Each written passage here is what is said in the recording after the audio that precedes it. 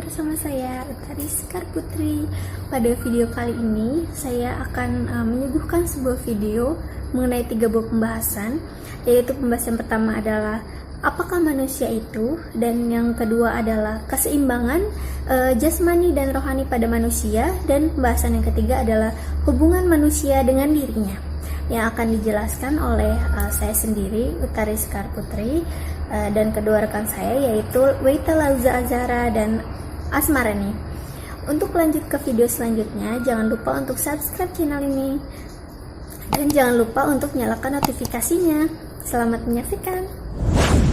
Assalamualaikum warahmatullahi wabarakatuh. Perkenalkan, nama saya Asmarani dari TI semester 6. Alhamdulillah, semoga kita selalu bersyukur kepada Allah atas segala nikmat yang Allah karuniakan kepada kita.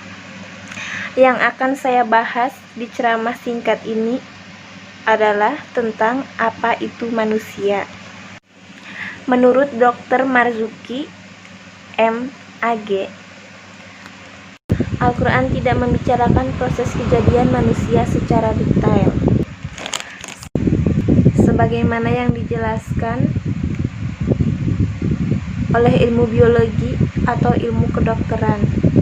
Namun demikian, Al-Quran memberikan isyarat mengenai asal kejadian manusia yang tidak bertentangan dengan ilmu pengetahuan, khususnya biologi. Allah menceritakan dalam Al-Quran tentang kejadian manusia antara lain pada surat berikut ini. Bacalah dengan menyebut nama Tuhanmu yang menciptakan. Dia menciptakan manusia dari segumpal darah. Quran Surat Al-Alaq ayat 1 dan 2. Juga Surat Al-Mu'minun ayat 12-14. Dan sesungguhnya kami menciptakan manusia dari suatu saripati, berasal dari tanah, kemudian kami jadikan saripati itu air mani yang disimpan dalam tempat yang kokoh, rahim. Kemudian air mani itu kami jadikan segumpal darah. Lalu segumpal darah itu kami jadikan segumpal daging. Dan segumpal daging itu kami jadikan tulang berulang. Lalu tulang berulang itu kami bungkus dengan daging. Kemudian kami jadikan dia makhluk yang berbentuk lain. Maha suci Allah, pencipta yang paling baik. Menurut Al-Fat, manusia terdiri dari 2 unsur, yaitu jasmani dan rohani.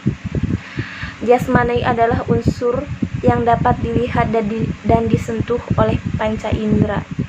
Jasmani merupakan bagian manusia yang melakukan gerakan-gerakan fisik seperti bernafas, minum, makan, dan sebagainya.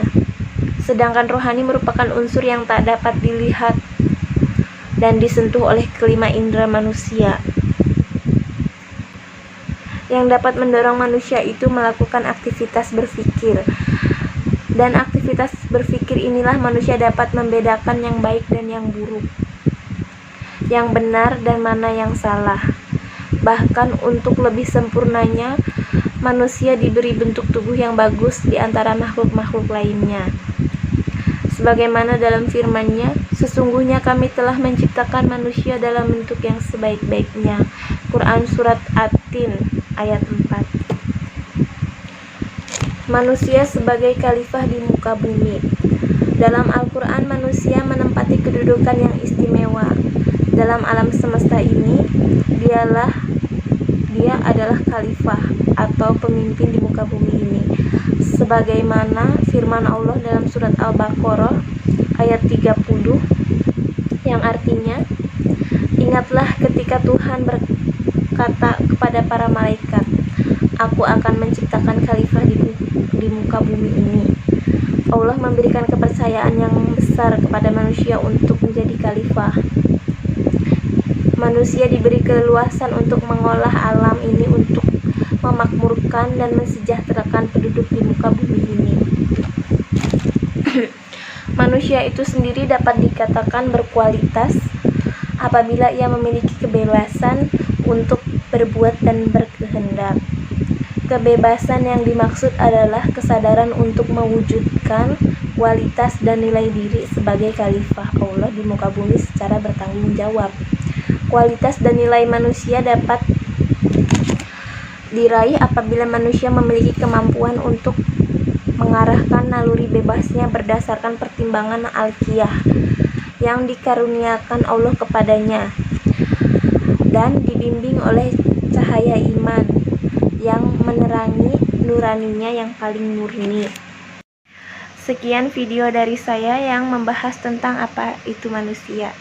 Selanjutnya ceramah singkat ini akan dilanjutkan oleh teman saya. Terima kasih. Wassalamualaikum warahmatullahi wabarakatuh. Assalamualaikum warahmatullahi wabarakatuh. Saya Leta Zara dari Teknik Informatika semester 6. Di sini saya akan menjelaskan keseimbangan jasmani dan rohani pada manusia.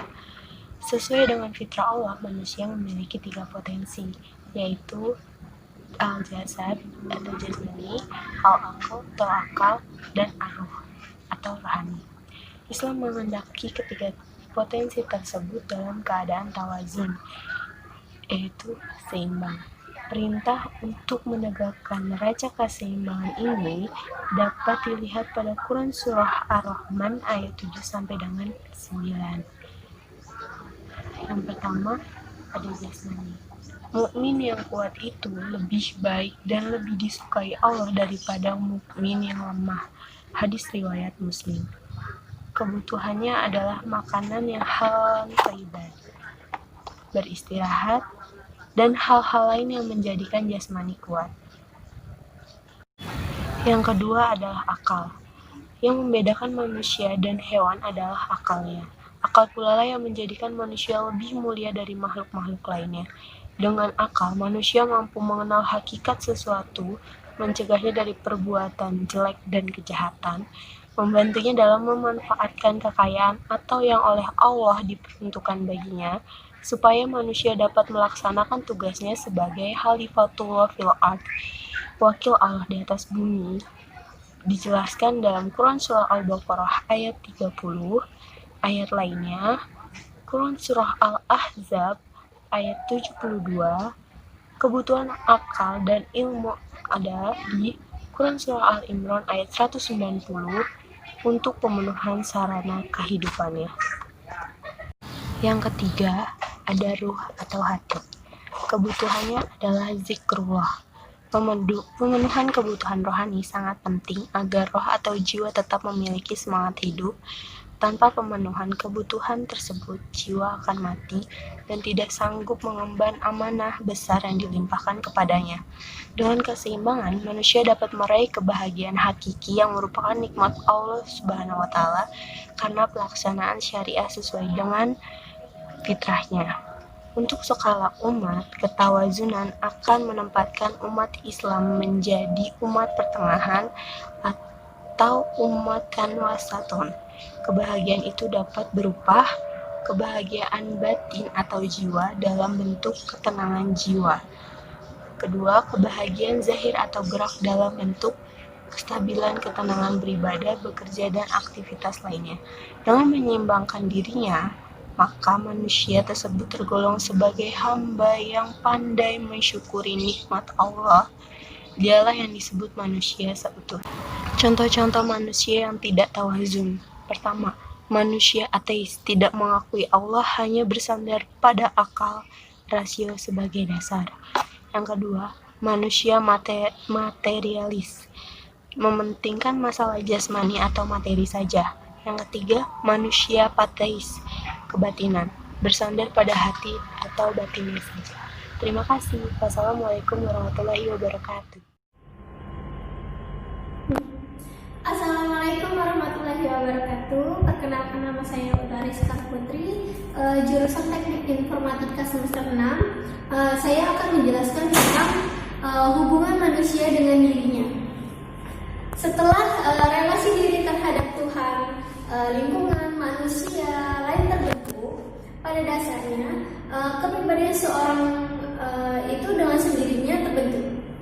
Hubungan antara sesama diri sendiri, yang dimana hubungan antar diri sendiri diwujudkan dalam bentuk rela, menerima, sabar, memahami diri dan mencintai diri sebagai makhluk individu, tentunya manusia memiliki akal, rasa, dan kehendak sehingga mempunyai tujuan hidup yang berbeda-beda. Tujuan hidup yang sama adalah untuk mencapai kebahagiaan hati bersama.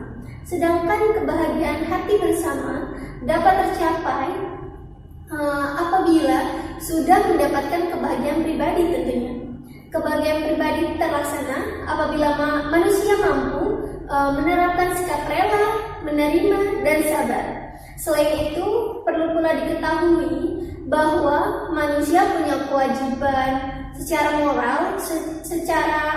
moral sebagai wujud dari akhlak individu yang harus dipegang, seperti memelihara kesucian diri baik jasmani maupun rohani, seperti yang terdapat dalam Quran surat At-Taubah yang artinya sebagai berikut. Di dalamnya ada beberapa orang yang ingin membersihkan diri. Sesungguhnya Allah menyukai orang-orang yang bersih. Kesucian diri seorang manusia tidak hanya dari fisik semata, tetapi perlu juga menjaga kesucian diri dari tuduhan, fitnah, dan memelihara kehormatan, serta menjaga lidah, anggota badan lainnya dari perbuatan tercela. Sebagaimana yang terdapat dalam Quran surat Al-Syam ayat 9 yang artinya sesungguhnya beruntunglah orang yang menyucikan jiwa itu, dan Quran surat Al-Qaf ayat 16 yang artinya dan sesungguhnya kami telah menciptakan manusia dan mengetahui apa yang dibisikkan oleh hatinya, dan kami telah dekat kepadanya daripada urat lehernya. Berdasarkan dari penjelasan saya tadi mengenai relasi diri dengan diri sendiri, semakin jelas bahwa tidak hanya relasi di luar diri yang dibangun, akan tetapi menjadi diri sendiri sesuai dengan tuntunan Allah Subhanahu wa Ta'ala akan membuat setiap manusia mengenali dirinya. Cukup sekian video yang saya buat dalam menjelaskan hubungan manusia dengan dirinya. Apabila ada kurang dan kesalahan mohon dimaafkan. Sekian dan terima kasih. Assalamualaikum warahmatullahi wabarakatuh.